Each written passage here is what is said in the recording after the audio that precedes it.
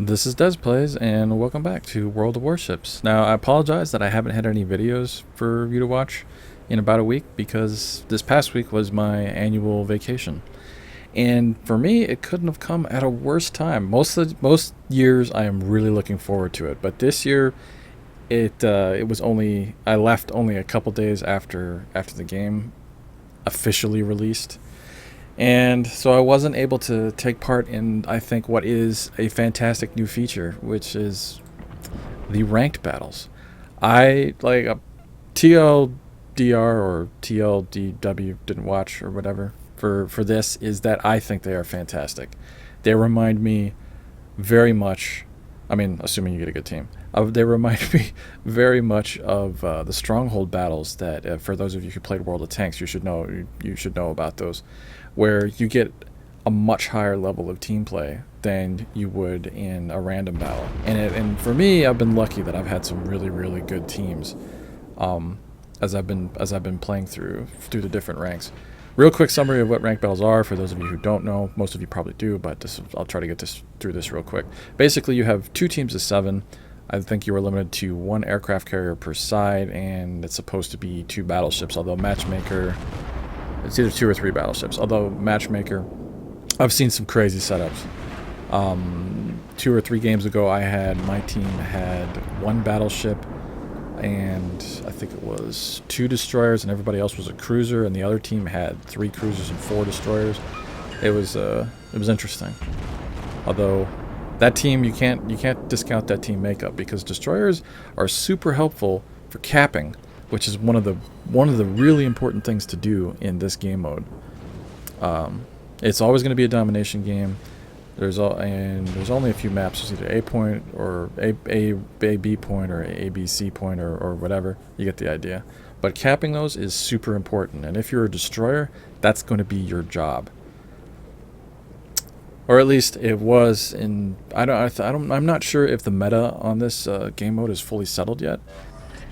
I was trying to keep up with what was going on while I was away this past week, but I wasn't always able to, so I might have missed something. But I think before I left, the meta was destroyers are supposed to get out there and cap and scout, and so I think probably you're going to be doing better in this in a Japanese destroyer versus an American destroyer with a longer detection range. Harass and do what you do, but your primary responsibility is to cap. And cruisers have to really protect your battleships and everything else, and support the destroyers as they try to cap. Usually, if you have more than 1 destroyer, usually one will try to ninja. But anyway, enough about that. So anyway, going back to the game mode. So you start at rank 25. There are 25 ranks. You proceed from 25 up to rank 1, assuming that you keep winning. What you need to do is, at rank 25, you need to win. I don't remember if you start with this. I think you don't start with a star. So at rank 25, you need to win 2 battles, and then you'll proceed to rank 24. These lower levels down here are irrevocable, and I think there might be another irrevocable level up here, but I'm not sure about that. Anyway, so as you proceed up, all you have to do is win. If you lose, it's not really. I mean, it doesn't help, but it's not a huge deal because you can't lose these ranks. However, when you get to rank 20, now you need to win 3 battles to progress up in rank, and if you lose enough battles, if you lose all your stars in this rank, you go back down a rank, which kind of sucks. I haven't had that experience yet, knock on wood, but I'm assuming that's going to come at some point. And you see, at these different rank levels, you get rewards. Yay! They're not much, it's just flags, but I mean, you're going to pile up. If you proceed all the way to the top, you're going to pile up a whole mess of flags. And I do have to say, I have seen some people complain that the rewards for this game mode really are not that great. I think, I mean, in my opinion, in the little that I've played, I've got 22 battles in this. In the little that I've played, this has been so much fun for me that they could actually, the rewards could be less than what they are. I'm not saying you should do that more gaming, but the rewards could be less than what they are, and I would probably still play this game mode. When they introduced stronghold battles to World of Tanks, if we didn't have enough people on to do a stronghold battle, people would be, forming platoons and going out and grinding on some tanks. But if we did have enough people to do a stronghold battle, we would be in a stronghold battle. And this would go on for hours and hours and hours every night. That is how much of a difference in fun I think the team play brings. And the really cool aspect of this is that I don't know any of these people on this team. You're not allowed to platoon for this. So you're going to win or lose. I mean, the whole idea of the ranked battles is that if you are, a team player and doing your job and doing well, then you should, overall, you should continue to progress up in ranks. You are going to get some bad teams. I have had some bad teams, and I myself have done terribly in a couple of these battles. But if everybody is, if you form a plan at the beginning of the battle and everybody sticks to it and knows what they're supposed to do and is semi-competent, you will come out ahead, which is just great. And I see more communication and planning and people actually doing what they're supposed to do in this game mode in one battle than I do in, say, 10 battles in 10 random battles. It makes it way more fun for me. Now, I do have to say that at the first, I didn't like it. I did not like this game mode because I stopped playing World of Tanks because I felt an individual player could have so much, could have such a great effect on the battle. You had to let's say you were the heavy tank in your team. If you sucked it up or had a bad game, then you vastly diminished your team's chance of winning. And I didn't like that kind of pressure. That I don't know if that's real or imagined, but I felt that, and that's one of the reasons that I kind of lost interest in that game. I didn't like that kind of pressure, and I did kind of feel that in this, because if you screw up or you don't do what you're supposed to do, or you go off and die or whatever, you've really set your team back, because there's only 7 of you, and it's a domination game. You've just given the enemy team a bunch of points and then subtracted a whole bunch from yours.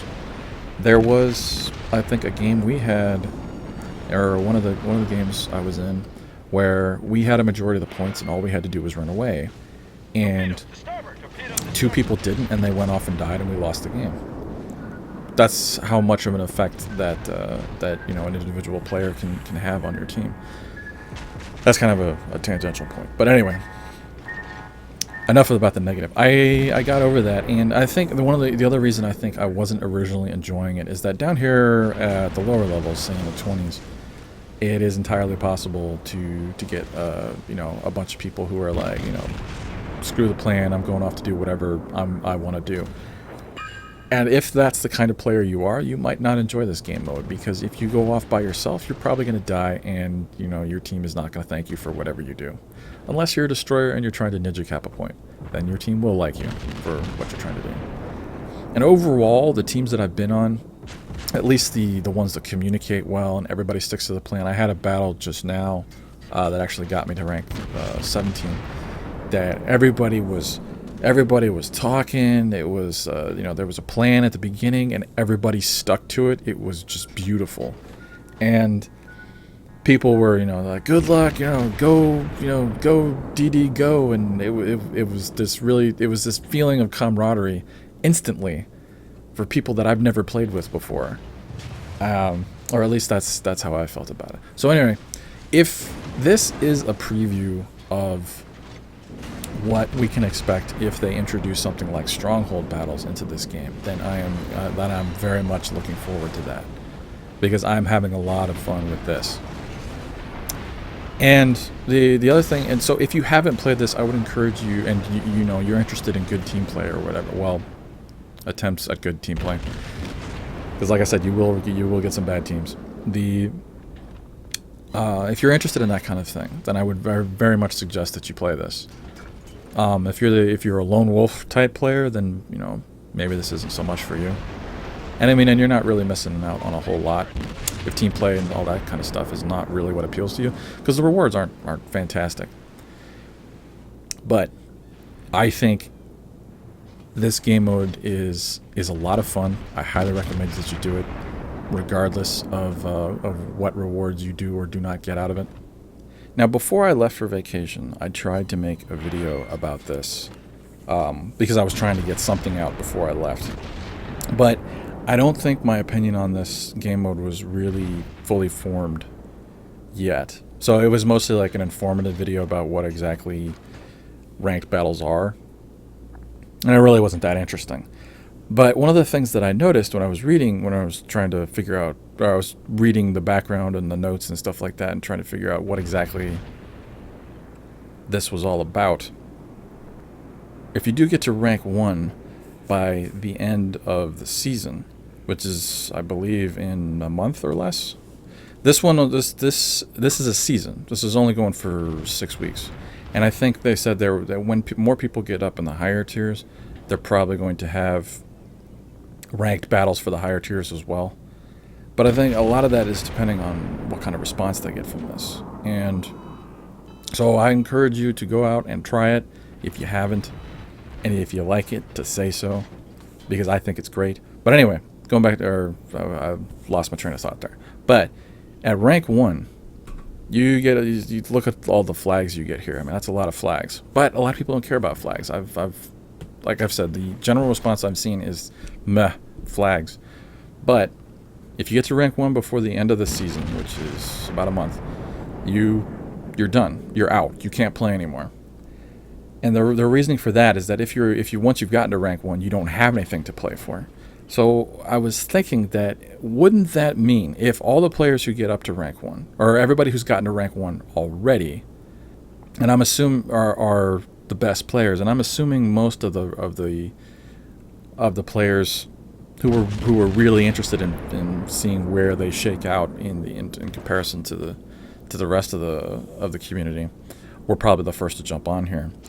And so I'm guessing that the ones who either have gotten to rank 1 or are going to get rank 1 sooner than the rest of us, that they're not going to be able to play, and so the quality of opponents that you get in ranked battles, and the quality of teams by extension, the overall quality is going to go down, I believe, unless of course people who aren't really interested in team play or whatever just decide not to play at all. So basically, I think you need to get in sooner rather than later if this is something that you're interested in and you haven't done it yet.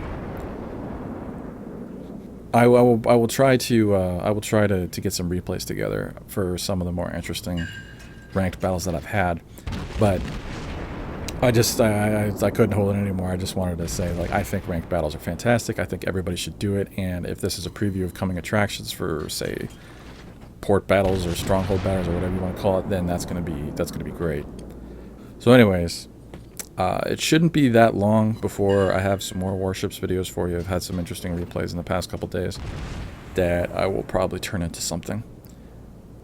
But if you sat through all of this, I appreciate you listening, and thank you for watching, and I will see you next time.